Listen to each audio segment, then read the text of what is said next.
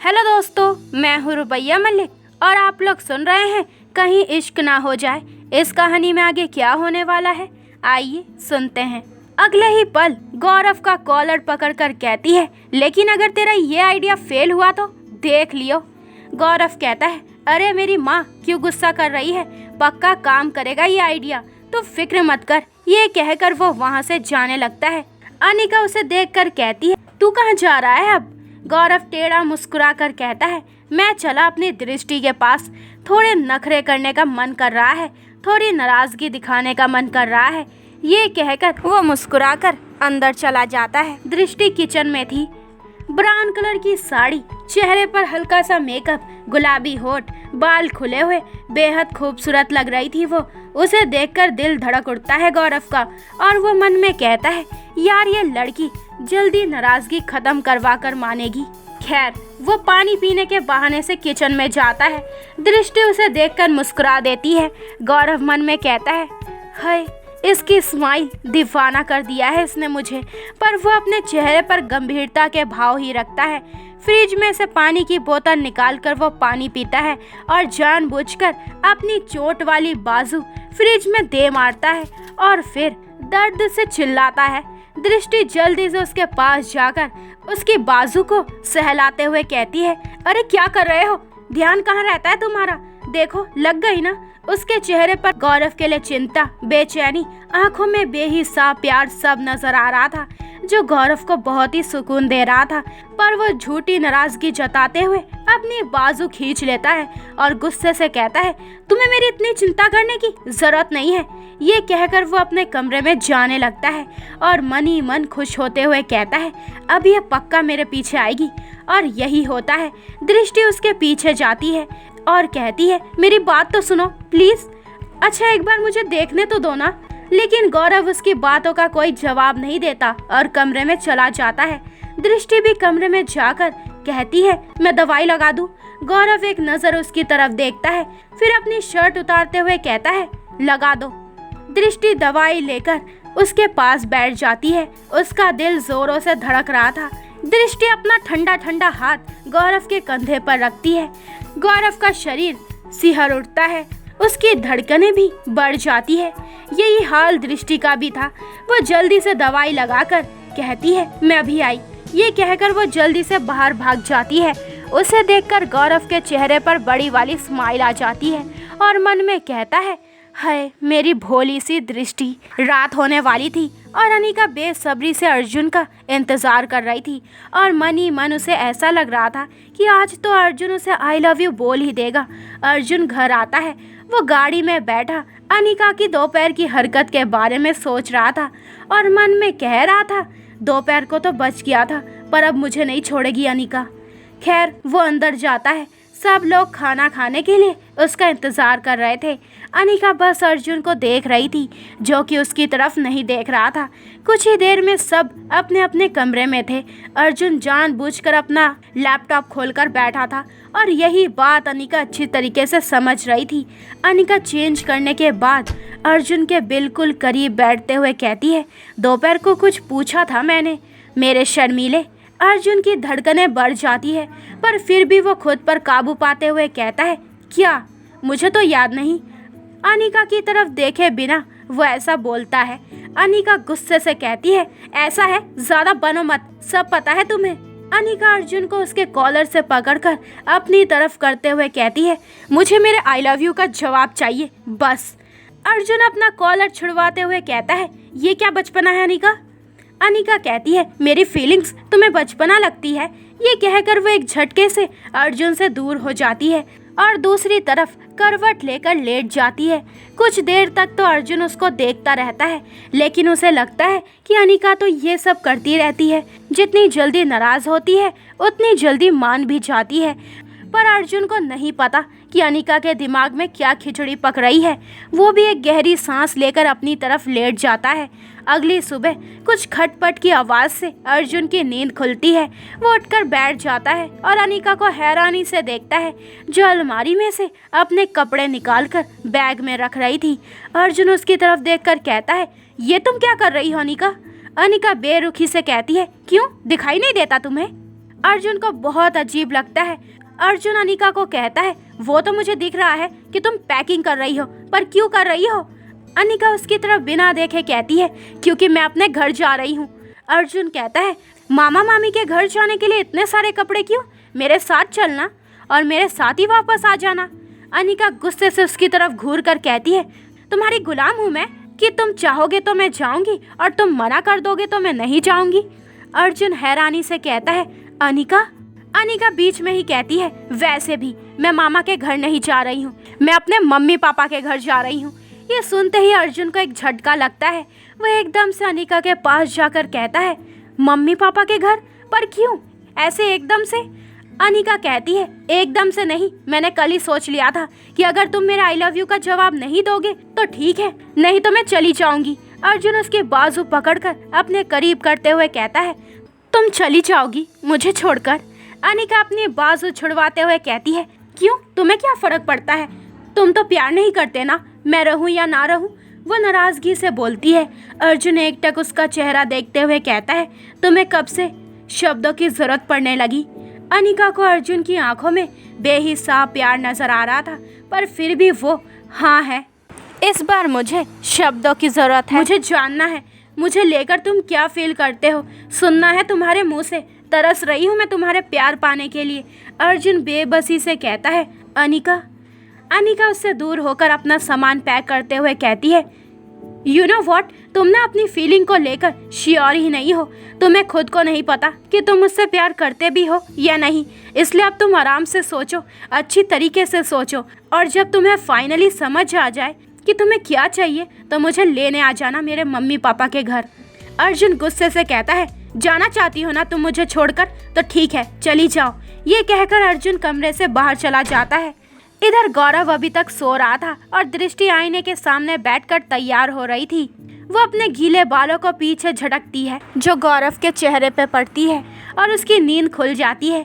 जैसे ही वो आंखें खोलता है तो नजरें जाती है दृष्टि पर। रेड कलर का सूट, कजरारी आंखें, होठों पर हल्की सी लिपस्टिक, माथे पर छोटी सी बिंदी, मांग पर चमकता सिंदूर। दिल धड़क उठता है गौरव का। मन में कहता है, यार ये लड़की पागल करके ही मानेगी मुझे, इसे नहीं पता खुद को कैसे रोक रखा है मैंने। तभी दृष्टि की नजर गौरव पे पड़ती है, दोनों की नजरें मिलती है। गौरव को अपनी तरफ इस तरह देखता पाकर दृष्टि अपनी पलकें झुका लेती है। तभी उनका गेट नॉक होता है, जिससे गौरव होश में आता है और अपनी नजरें फेर लेता है। दृष्टि उठकर गेट खोलती है। सामने गुस्से से भरी अनिका खड़ी थी। वो गुस्से से बोलती है, गौरव कहाँ है? फिर उसकी नज़र गौरव पे जाती है जो अभी भी आराम से बिस्तर पर लेटा हुआ था। उसे देखकर अनिका को और भी गुस्सा आ जाता है। वो अपनी स्लीपर अपने हाथ में लेकर गौरव की तरफ बढ़ते हुए कहती है, गौरव के बच्चे, यहाँ मेरी नींद उड़ी पड़ी है और तू अभी तक सो रहा है? वो 2-3 बार उसके स्लीपर मारते हुए बोलती है। गौरव उससे बचने की कोशिश करते हुए कहता है, अरे मार क्यों रही हो मेरी माँ, रुक जा, लग रही है। दृष्टि दोनों को हैरानी से देख रही थी। उसे गौरव को ऐसे देखकर हंसी भी आ रही थी। आज उसे वही पहले वाला गौरव नजर आ रहा था। गौरव उसका हाथ पकड़ते हुए कहता है, बस भी कर यार, क्या हुआ है? अनिका गुस्से से उसे घूरते हुए उसके पास बैठ जाती है। दृष्टि को गौरव की हालत देखकर हंसी आ जाती है। गौरव उसकी तरफ घूर कर देखता है। दृष्टि एकदम से अपने मुंह पर हाथ रख लेती है और जल्दी से बाहर चली जाती है। गौरव कहता है, अब बोलोगी भी कि क्या हुआ है? अनिका कहती है, तेरा सर हुआ है, जी कर रहा है तेरा खून कर दूं। बहुत बन रहा था, गौरव का आइडिया कभी फेल नहीं होता। गौरव कहता है, तो आई लव यू नहीं बोला भाई ने?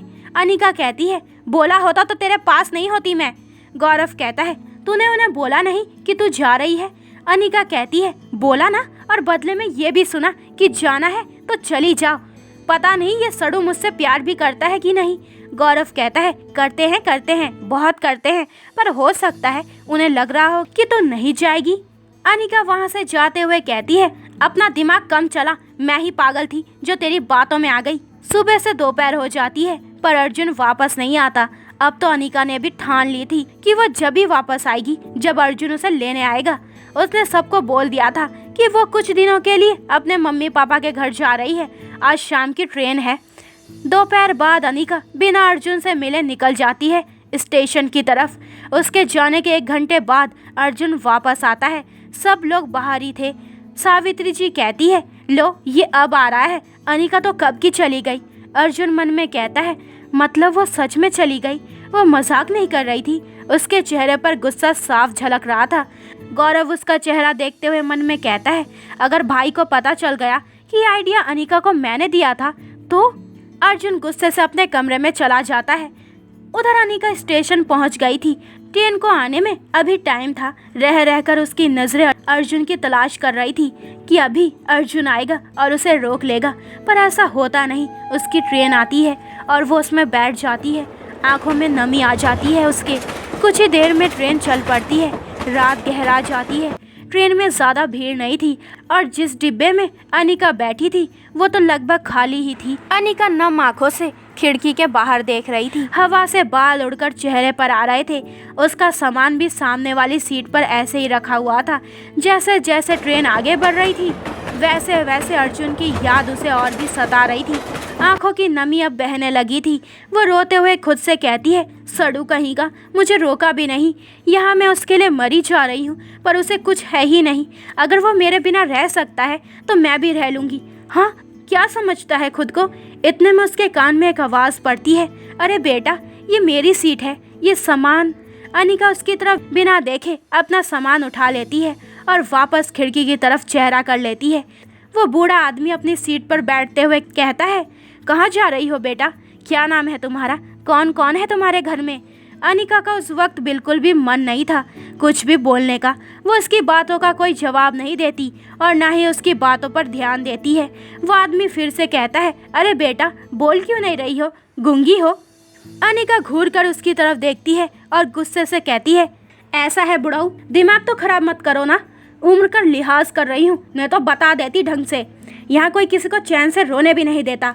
वो आदमी कहता है, तुम रो रही हो, पर क्यों रो रही हो, किसी ने कुछ कहा? देखने में तो बड़ी घर की लगती हो, फिर ट्रेन में सफ़र क्यों कर रही हो? अनिका गुस्से से कहती है, क्योंकि मेरे सर में फोड़ा है, समझे तुम, पता नहीं कहाँ कहाँ से उठकर आ जाते हैं। ये कहकर वो अपना सामान लेकर वहाँ से जाने लगती है। वो आदमी अनिका का हाथ पकड़कर अपनी तरफ खींच लेता है, जिससे अनिका उसकी गोद में जाकर गिरती है। वो आदमी एक हाथ अनिका की कमर पर रख उसे अपने और करीब कर लेता है। अनिका की धड़कनें बढ़ जाती है। आखिर इस एहसास को तो पहचानती थी अनिका। उसके होठों पर मुस्कान आ जाती है। वो आदमी की तरफ देखती है जो बहुत प्यार से अनिका को देख रहा था। अनिका एकदम से उसके गले में अपनी बाहें डाल देती है और लगभग उसमें समाते हुए कहती है, मुझे पता था तुम जरूर आओगे। अर्जुन कसकर उसे अपनी बाहों में भरते हुए कहता है, आता कैसे नहीं, मेरी जिंदगी नाराज होकर मुझसे दूर जा रही थी, पर तुमने मुझे पहचान लिया, कैसे? अनिका उसका चेहरा अपने हाथों में भरती है और माथा चूम लेती है और कहती है, तुम्हें तो बंद आंखों से भी पहचान लूं मेरे शर्मीले। इसके बाद अनिका अर्जुन के चेहरे पर लगी नकली दाढ़ी और मूंछ निकाल देती है। अर्जुन कहता है, इतनी मेहनत करने का कोई फायदा ही नहीं हुआ, तुमने 1 मिनट में पहचान लिया। अनिका उसकी गोद में से उठने लगती है, पर अर्जुन वापस अनिका को अपनी गोद में बिठाकर अपने होठ उसके कान पर रखते हुए कहता है, I love you Anika. Anika सिहर उठती है। वो कसकर अर्जुन की कॉलर पकड़ लेती है। अर्जुन और भी कसकर पकड़ लेता है उसे और अपने और भी करीब करते हुए कहता है, आई लव यू। अनिका की धड़कनें जोरों से आवाज़ करने लगती है। वो अपना चेहरा अर्जुन के सीने में छिपा लेती है और मदहोशी से कहती है, I love you too. Arjun कसकर अपनी बाहों में भर लेता है उसे। दोनों एक दूसरे को महसूस कर रहे थे। ट्रेन में से गुजरते लोगों से भी उन दोनों को कोई फर्क नहीं पड़ रहा था जो उन्हें देख रहे थे। अर्जुन अनिका का चेहरा अपने हाथों में भरकर उसका माथा चूम लेता है और बहुत प्यार से कहता है, अब तो खुश हो ना? अनिका वापस उसके सीने में समाते हुए कहती है, बहुत बहुत, इतना कि बस पूछो मत। रात और भी गहरा जाती है। ट्रेन भी अपनी पूरी रफ्तार पकड़ चुकी थी। हल्की हल्की ठंड भी हो गई थी। अनिका अपने साथ लाया पतला सा कंबल निकालती है और अर्जुन को उड़ा देती है। अर्जुन उसे देखकर कहता है, तुम्हें ठंड नहीं लग रही है? अनिका उसके पैर पकड़कर सीधे कर देती है और खुद उसकी गोद में बैठते हुए कहती है, मेरे लिए तो तुम्हारा आगोश ही काफ़ी है। उसकी बात पर अर्जुन मुस्कुरा उठता है। अनिका भी अपने पैर फैलाकर अर्जुन के पैरों पर रख देती है और अपनी पीठ उसके सीने से लगा लेती है और सर कंधे पर। अर्जुन उसे अपने आगोश में भर लेता है। दोनों के लिए एक कंबल ही काफ़ी हो गया था। अनिका कहती है, तुम्हें हमारी वो पहली मुलाकात याद है? अर्जुन हल्का सा मुस्कुराकर कहता है, उसे कैसे भूल सकता हूँ मैं, मिस कचर पचर। अनिका कहती है, किसे पता था कि हमारी पहली मुलाकात ही हमें हमेशा के लिए साथ कर देगी, मेरे मिस्टर इनफ। तो दोस्तों, ये वाला एपिसोड यहीं पे ख़त्म होता है। अगले एपिसोड में जानेंगे कि इस कहानी में आगे क्या होने वाला है। क्या दृष्टि जान पाएगी कि गौरव उसके साथ मस्ती कर रहा है? तो आगे के एपिसोड और भी इंटरेस्टिंग होने वाले हैं। तो मेरे चैनल को जल्दी से सब्सक्राइब करें ताकि आपको मेरे न्यू एपिसोड का नोटिफिकेशन सबसे पहले मिल जाए। लाइक शेयर करें और कमेंट्स करके मुझे ज़रूर बताएं कि आप लोगों को ये स्टोरी कैसी लग रही है। अपना ख्याल रखें। बाय दोस्तों।